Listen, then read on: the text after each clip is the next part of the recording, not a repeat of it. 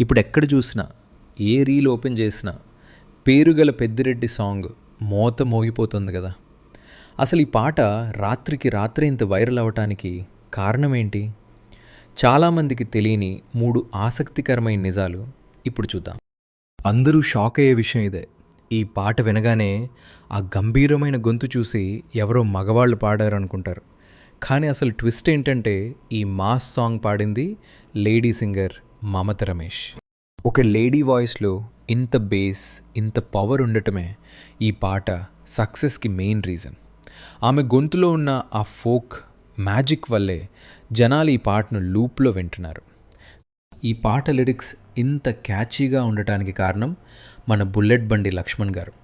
ఆయన స్వయంగా లిరిక్స్ అందించి డైరెక్షన్ చేశారు. బుల్లెట్ బండి పాటతో తెలుగు రాష్ట్రాలను ఎలా ఊపేశారో ఇప్పుడు ఈ పెద్దిరెడ్డి సాంగ్తో మరోసారి తన మార్క్ చూపించారు. ఇక మదీన్ ఎస్కే ఇచ్చిన డప్పు బీట్స్ ఈ పాటను నెక్స్ట్ లెవెల్కి తీసుకెళ్ళాయి.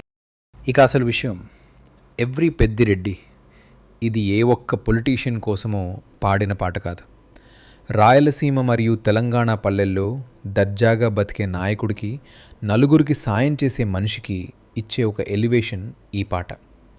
మీ ఊర్లో ఉండే లీడర్స్కి, అన్నలకు ఈ లిరిక్స్ పర్ఫెక్ట్గా సెట్ అవుతున్నాయి కాబట్టి ఈ సాంగ్ స్టేటస్లలో అంతగా ట్రెండ్ అవుతుంది. మమత రమేష్ గారి గొంతు, లక్ష్మణ్ గారి లిరిక్స్ వర్సెస్ ఈ పేరుగల పెద్దిరెడ్డి సాంగ్.